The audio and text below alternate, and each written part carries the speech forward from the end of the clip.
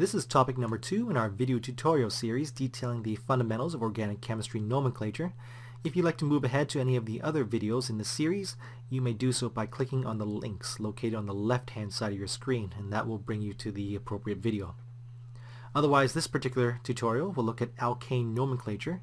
Here we will introduce hydrocarbons, how to draw simple alkanes, as well as how to name them. Because this video is just over 30 minutes long, you may skip ahead to different parts of the video by clicking on the links located on the right-hand side of your screen. If you would like to obtain your own copies of the handouts used in this video tutorial, you may do so by checking out the description section for this video tutorial, located just below the video itself, and there will be download instructions there. Alright, so let's get this thing started. Now, the simplest type of organic molecule is the hydrocarbon. It is called a hydrocarbon because it consists primarily of hydrogen and carbon atoms. In general, there are three basic types of hydrocarbons: the alkane, the alkene, and the alkyne. An alkane is a hydrocarbon that is held together exclusively by single bonds. As such, each carbon atom within is said to be saturated, meaning that it is bonded with the maximum number of hydrogen atoms. As such, its general formula is CnH2n plus 2. With that in mind, let's use propane as an example. Propane is a simple alkane, meaning that it can only contain single bonds, and also each carbon is saturated with hydrogen atoms. Now this carbon over here has already made one bond. Each carbon, if you can recall, can make 4 bonds though. And since they all must be single bonds, we'll draw it as such. This carbon over here has made 2 bonds, which means it has room for 2 more to complete it to make 4. And same with this carbon over here. It is allowed to make 4 bonds as well. All of these are single bonds because it is an alkane. Again, alkanes are saturated, meaning they're bonded to capacity with hydrogen atoms, and each hydrogen atom can form 1 bond. So there we have it, the molecular structure for propane, C3, H1, 2, 3, 4, 5, 6, 7, 8, H8. Now with simple small alkanes, it's easy to just draw it out to find out how many carbons or hydrogens there are, but what if you have something huge like C32? That's where this lovely equation comes into play, CnH2n plus 2, the generic equation for alkanes, or simple alkanes anyway. So when we look at these ones over here, N represents the number of carbons. And so I can calculate the number of hydrogens by plugging into this equation, 2n plus 2. So it becomes 2n plus 2, so 2 times 3 is 6. 6 plus 2 is 8, and that's why propane is C3H8. So rather than having to draw a big giant structure like this for C32H whatever it could be, we can use the generic formula, CnH2n plus 2, to calculate the number of hydrogens inside this simple alkane. So in this case, it would be C32H66. Now, an alkene is a hydrocarbon that contains at least one carbon-carbon double bond. As such, its general formula is CnH2n. So looking back at this example, in order to convert this alkane into an alkene, there needs to be a double bond in there somewhere. By placing this double bond in here, however, I have destabilize the structure. The carbon over here is only allowed to have 4 bonds, and yet I've drawn 5. 1, 2, 3, 4, 5. Same with this carbon. 1, 2, 3, 4, 5. So in both these carbons, I have 1 bond too many. So what do I need to do? Erase a bond from each of them. And in so doing, I have to erase 2 hydrogens. So as you can see, in order to allow for this double bond, 2 hydrogens had to be removed. That's why the general equation for alkanes was 2n plus 2, but you'll notice that that 2n plus 2, the plus 2 portion, has been removed from the alkene, and so it's just CnH2n. So this propene, C3H, 2 times 3 is 6, 1, 2, 3, 4, 5, 6 hydrogens for 1, 2, 3 carbons, with a double bond in between. And of course, alkynes are the last category of simple hydrocarbons. They are organic molecules that contain at least one carbon-carbon triple bond, and its general formula is CnH2n minus 2. So the general formula has the minus 2 portion because in order to account for an extra triple bond here, we have to remove these 2 bonds. And as a consequence, these two hydrogens are gone as well, leaving us with only 1, 2, 3, 4 carbons. So C3, H, 2N, 2 times 6, or 2 times 3 is 6, 6 minus 2 is 4, C3H4. So, to recap, alkanes are hydrocarbons that contain only single bonds. General formula, CnH2n plus 2. Alkenes are hydrocarbons that contain at least one carbon-carbon double bond. General formula, CnH2n. And finally, alkynes are hydrocarbons that contain at least one carbon-carbon triple bond. General formula, CnH2n minus 2. Alright, so moving on to our next topic, drawing alkanes. Now, if you recall from our previous video tutorial, I mentioned that form follows function. What that statement means is that an organic molecule's structure has a huge impact upon its physical and chemical properties. Take pentane, for example. So the ane suffix tells me it's an alkane, and if you recall, alkanes only contain single bonds, and each carbon is filled to capacity, or saturated, with hydrogen atoms. The prefix pent, however, tells me that I have 5 carbons in this hydrocarbon, in this alkane. So that's why it's pentane, C5H12. Remember the 2n plus 2 rule. So 2 times 5 is 10. 10 plus 2 is 12. In my previous video, we also talked about the line structural diagram. In a line structural diagram, each vertice or endpoint represents a carbon atom. It's just an easier way of showing hydrocarbons rather than having to draw every single thing out. Now I've drawn out the H's just to make it more explicit so you can see what it looks like, but over here we have C5H12, 1, 2, 3, 4, 5, and 12 H's, 2, 4, 6, 8, 10, and 12. So this is definitely pentane, C5H12. But looking at this structure over here, this is also C5H12, and so is this. Let's just double check. 1 carbon, 2, 3, 4, and a 5th carbon. Do I have 12? 1, 2, 3, 4, 5, 6, 7, 8, 9, 10, 11, 12. So again, it is C5H12. But then so is this. 1, 2, 3, 4, 5 carbons, and 3, 6, 9, 12 hydrogens as well. So in all 3 cases, they are C5H12. So these are known as isomers of each other. So as a review, isomers are same chemical formula, but they have totally different structures. And like I said before, form follows function. So if the structure of the molecule changes, its function also changes. So it's not good enough for us to just say pentane or C5H12. We need a new naming system to help us differentiate between these different types of isomers.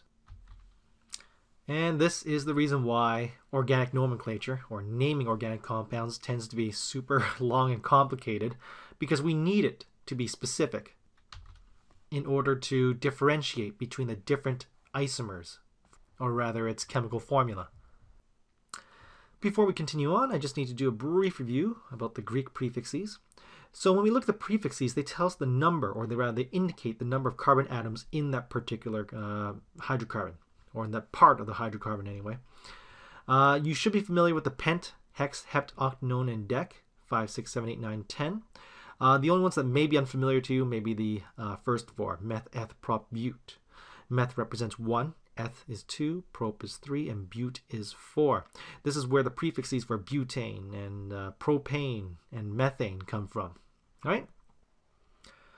When drawing alkanes, I find it helps to think of the big giant name as if it were a blueprint, and each component to the blueprint tells you how the hydrocarbon is assembled and what it'll look like in the end. Now, I like to think of hydrocarbons as trees, or the analogy I prefer to use is that of a tree, where this one represents the trunk of the tree. So what does the trunk of my tree look like? These represent the branches on my tree. So what type of branches sprout out from this tree? So how long will they be? And of course, these numbers represent where are these branches sprouting out from my tree. So let's take a look at the trunk itself. It says hexane. So the type of tree that I have is a hexane tree. Hex represents 6 carbons. So the trunk of my tree contains 6 carbons. Ane is the suffix I use to show that it's an alkane, meaning that only single bonds are present in the trunk of my tree. anytime you see the suffix "il," for instance over here, methyl, this indicates that it's a branch coming off of the main trunk of my tree. So methyl means that this branch type only has one carbon in it. Now you notice that it says dimethyl. Di, of course, indicates two.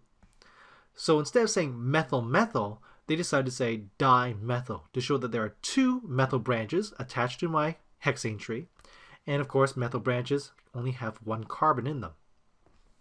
This over here, because it has an "il" suffix, also indicates that it's a branch coming off of my main hexane tree.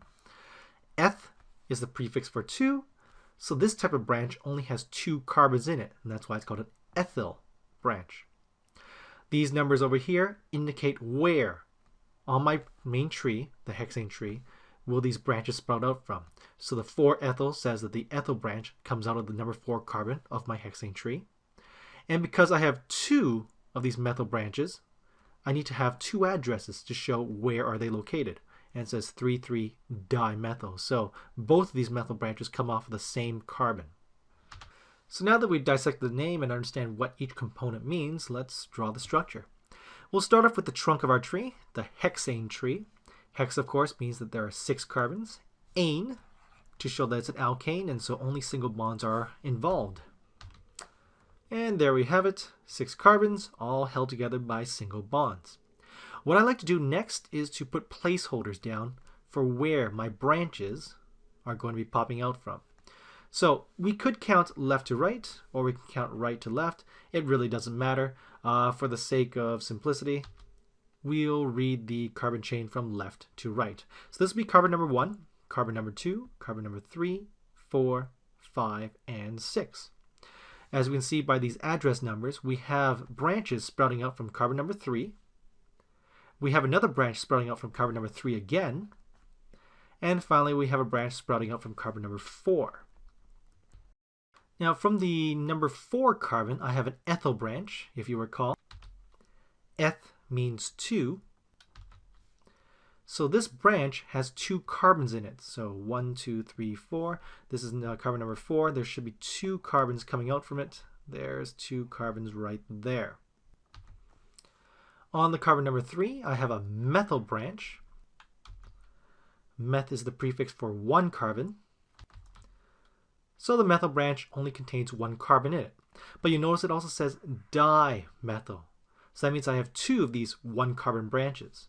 So here's a methyl branch right there on the number 3 carbon. And also sprouting out from the number 3 carbon is another methyl branch. That's why it's dimethyl. To save us the problem of having to say methyl twice, we just say dimethyl. So now the only thing missing on our hydrocarbon tree is the hydro part, hydrogen, which represents the leaves. So if you recall, alkanes are saturated with hydrogen, so every carbon should be filled to capacity with hydrogens. Remember that a carbon can only have 4 bonds. This carbon has 1 bond already, so it has room for 3 more. So there are 3 hydrogens attached to it. This carbon has 2 bonds attached to it, so that means it's got room for 2 more, meaning that I have 2 hydrogens attached to it.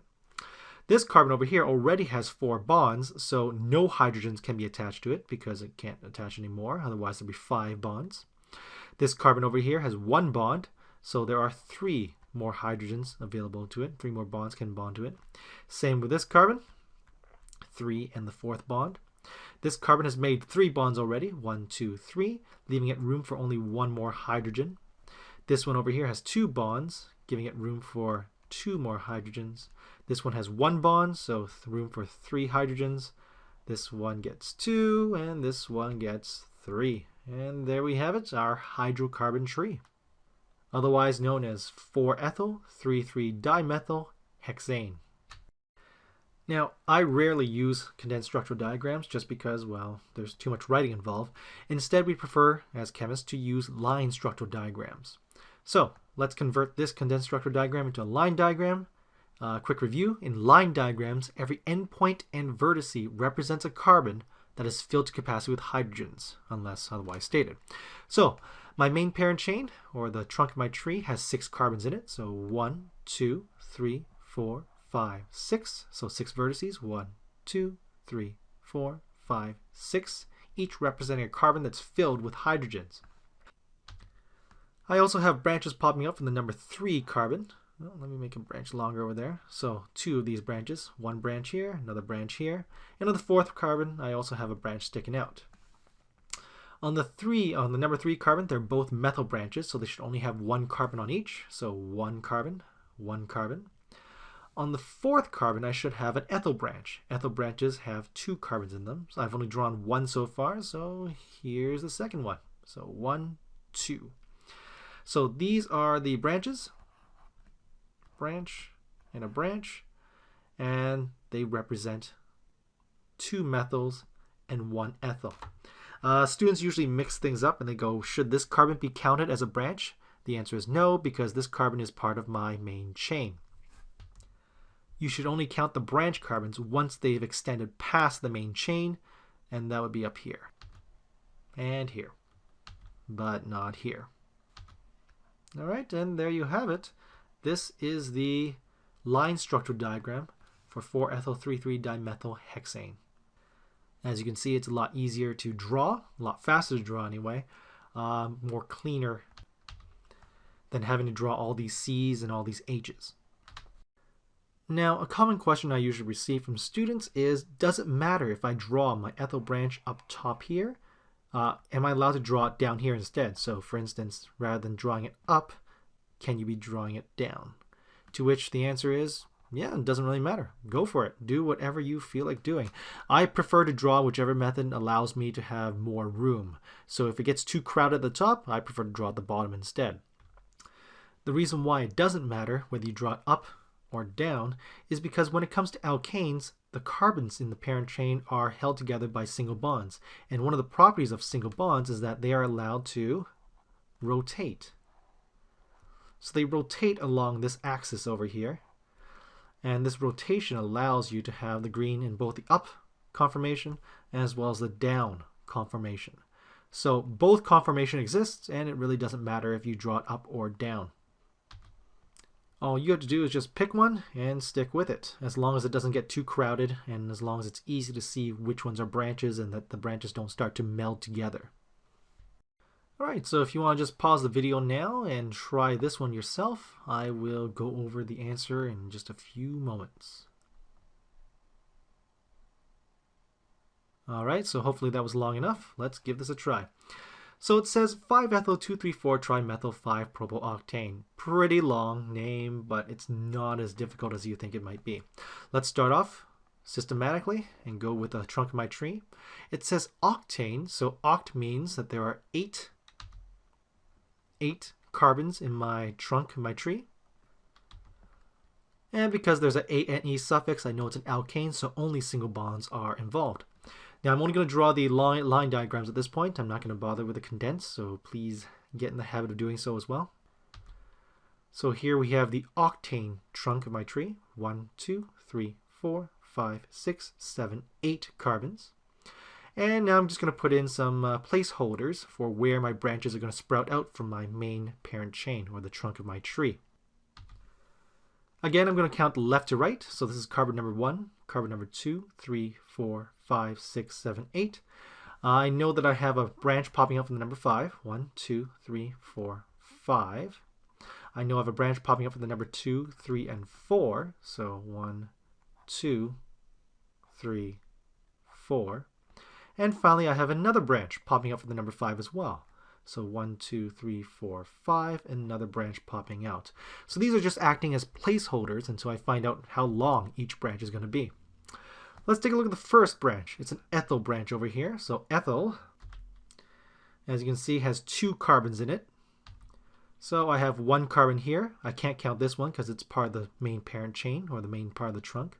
So 1 carbon here and a 2nd carbon there. So there's my ethyl branch right there. On 2, 3, 4, it says trimethyl. So rather than having to write methyl 3 times and then having the addresses, they wrote trimethyl instead. Right? So instead of 2-methyl, 3-methyl, 4-methyl, they just went 2, 3, 4, trimethyl. So methyl, if you recall, means that this branch only has 1 carbon in it. So here we go, 1 carbon, 1 carbon, and 1 carbon. Moving on to my last branch, it's a propyl branch. Prop means 3 carbons. So I need to draw 3 carbons. All right, so 1 carbon's already here. Here's a second carbon, and here's a third carbon. So propyl, the YL suffix shows it's a branch. Methyl, ethyl. These are all branches off of my main trunk. And there we have it. 5-ethyl, 2,3,4-trimethyl, 5-propyl-octane. This would be the structure for the hydrocarbon in this case. Now, believe it or not, that was the easy part. Naming alkanes is a little more trickier, but if you follow these steps and go in a systematic order, it should make things a little easier, or at least a little more straightforward. So the first step is to find out what is the main carbon chain, or what is the trunk of your tree. Now the trunk of your tree will be the longest continuous carbon chain, so no backtracking. It must be the longest continuous carbon chain you can find. Now these are all the same structures, just different pathways, and I have found that 8 is the longest continuous carbon chain I could find. There is no 9 carbon chains that I could find anyway. So over here I'm counting 1, 2, 3, 4, 5, 6, 7, 8. Over this one I could have chosen this path instead. 1, 2, 3, 4, 5, 6, 7, 8. Or I could have chosen this path. 1, 2, 3, 4, 5, 6, 7, 8. In all 3 cases, 8 is my longest possible carbon chain. So because of that, my trunk of my tree is going to be called oct for 8 carbons, and ane because, ane because it's an alkane. Only single bonds are located inside. So it'd be an octane tree. Now, which of these 3 possibilities do I want? For now, choose the one on the left. We prefer the one on the left because the chains, or the branches that come off, are nice and simple. They're linear. So just one direction, one direction, one direction, one direction. Whereas these ones over here, in both these examples, you have a branch that branches off again. You have a branch that branches off again. And that naming system is a little more complicated. So keep it simple. If you can see an example or a situation where it's just one branch, one linear branch, linear branch, linear branch, easy to name, go with that direction instead. All right. Step 2, identify any branches or side chains that happen to sprout out from your main chain. So now that I've chosen this as my main chain, my octane tree, let's take a look at what kind of branches there are. Now this one's a propyl. Again, I have the YL to show that it's a branch.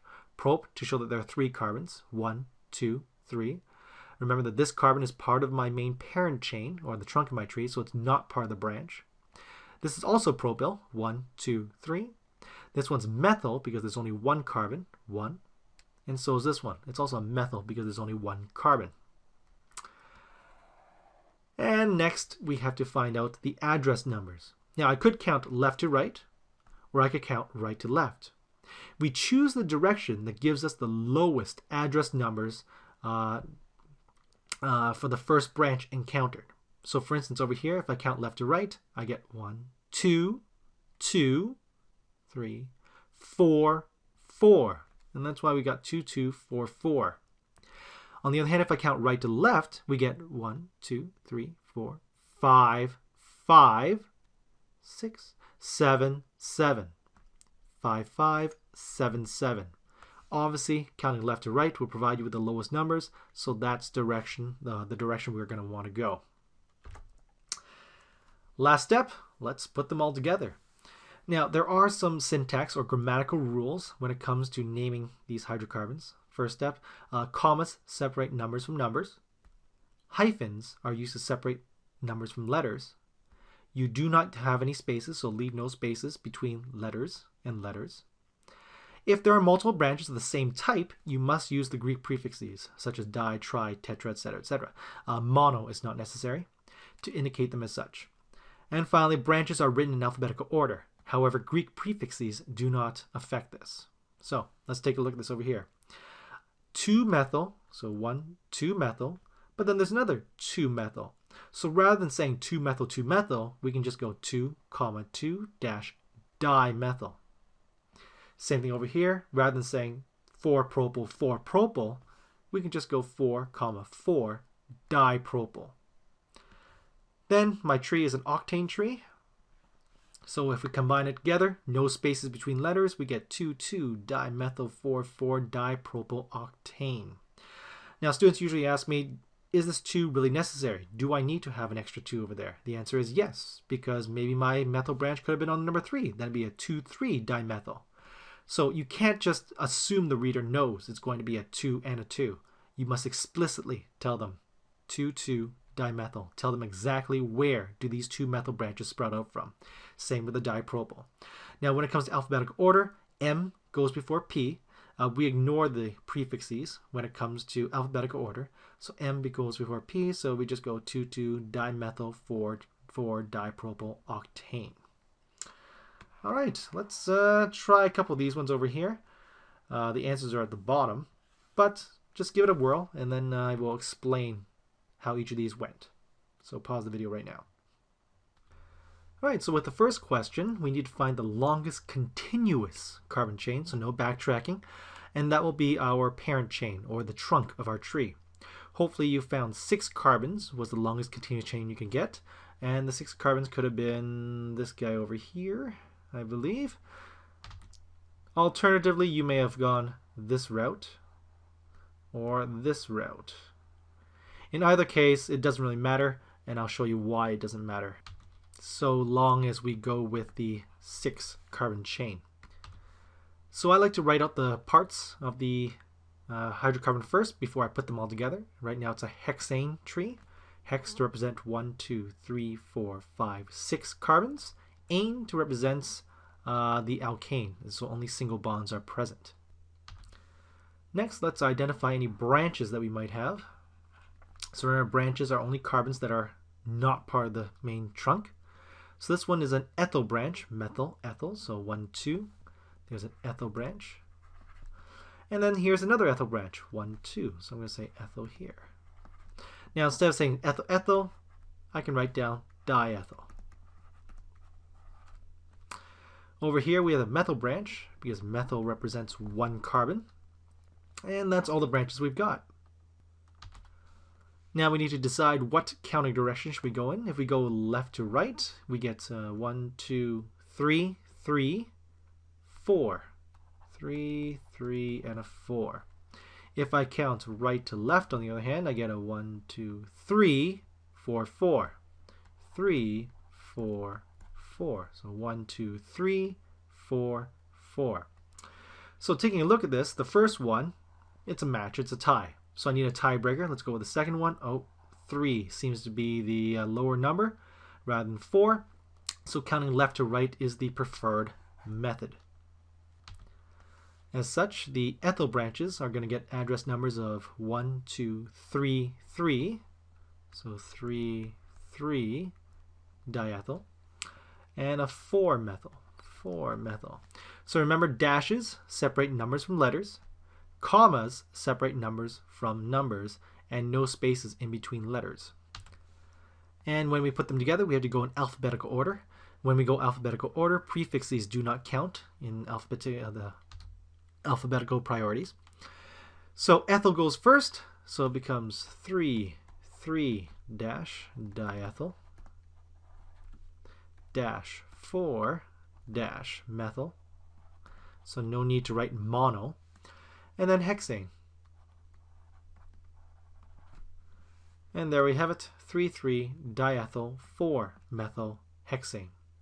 Now, had you chosen this direction instead, then this would no longer be a branch, and this would be your branch instead. Over here, you'd still have the same name, essentially. So 1, 2, 3, 3 diethyl 4 methyl hexane. And same thing if you had chosen this direction as well, you would have gotten the same name, just because these all would have been ethyl branches regardless. Alright, so let's move on to the next one. Hopefully you found the longest continuous chain is 9 carbons long, and should be this one over here. So that's 1, 2, 3, 4, 5, 6, 7, 8, 9 carbons, no backtracking. So that'd be a nonane. Non for 9 carbons. Ane because it is an alkane, only single bonds. Let us identify now our branches that are sprouting out from the trunk of our tree. And we have a 1, 2, so that's an ethyl branch. We have 1, 2, another ethyl branch. And lo and behold, another ethyl branch. Now instead of saying ethyl, ethyl, ethyl, we can say triethyl instead. Next, we need to pick a counting direction. If I count left to right, we get 1, 2, 3, 4, 5, 5, 6. If, on the other hand, I count right to left, I get a 1, 2, 3, 4, 5, 5. Since counting right to left results in the first lowest number, I must go with the right to left counting direction. And so it becomes 4, 5, 5 dash triethyl no name. So let's put them all together. Since there's only one branch type, there's no need to alphabetize it. It's just 4, 5, 5 dash triethyl no name, and no spaces between letters. So once you get the hang of this, it's not that bad. Let's move on to the next one. So here's another situation where you're going to have multiple pathways, but in any case, 8 should be the longest continuous carbon chain you can find. I'm just going to go this way to make it interesting. Alright, and that one counts for 8. 1, 2, 3, 4, 5, 6, 7, 8. You could have also gone this way. 1, 2, 3, 4, 5, 6, 7, 8. Or this way. 1, 2, 3, 4, 5, 6, 7, 8. In any case, you get a 1, 2, 3 propyl group, and a 1, 2, 3 propyl group, or a 1, 2, 3 propyl group. So it really doesn't matter which of these three pathways you choose. You'll get the same name in the end. So because we have 8 carbons, it's going to be an octane tree. Ane to say that it's single bonds only, oct to show that there are 8 carbons. Let's now highlight the types of branches we have. There's a methyl branch there, a propyl branch there, and this is another propyl branch. So I've got 2 propyl branches. But rather than having 2 propyl, I can just write down dipropyl. My writing's horrible, I apologize. And there's a 1 carbon branch here, and that's a methyl. Methyl. Time to choose a counting direction. We can go from top to bottom or bottom to top. If I go from top to the bottom, I get 1, 2, 3, 4, 4, 5, 4, 4, 5. But if I go from bottom to top, I get 1, 2, 3, 4, 5, 5. 4, 5, 5. As you can see, the 4s cancel each other out, or rather they make a tie over there. As a tiebreaker, the second one is the lowest number, so we're going to go from top to bottom instead. As such, 1, 2, 3, 4, 4. My propyls get a 4, 4 dash dipropyl, and the methyl group gets a 5 methyl. So put them all together. We must go in alphabetical order. Remember, when we go alphabetical, the prefix does not count, so it's P versus M. M comes before P, and so methyl comes first. So it goes 5 dash methyl dash 4, 4 dash dipropyl, and then an octane, no spaces between letters, of course. And there we have it, 5-methyl 4,4-dipropyl octane.